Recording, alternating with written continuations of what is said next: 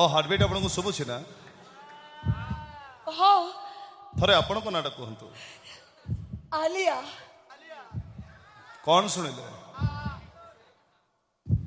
ଯେମିତି ଶୁଭୁଥିଲା ସେମିତି ଶୁଭୁଛି। ବାସ୍ ଆଉ ଥରେ କାନ ରଖନ୍ତୁ ପ୍ଲିଜ।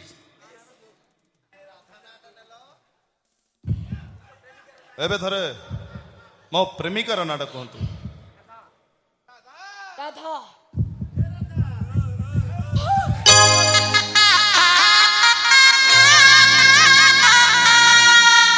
ଏଥର ବୁଝିପାରିଲେ ନା ମ୍ୟାଡାମ? ଖାଲି ଯାହାର ନାଁ ଶୁଣିଲେ ହାର୍ଟବିଟ୍ ର ସ୍ପିଡ ବଢିଯାଏ ତାକୁ ହିଁ କୁହନ୍ତି ପ୍ରେମିକା।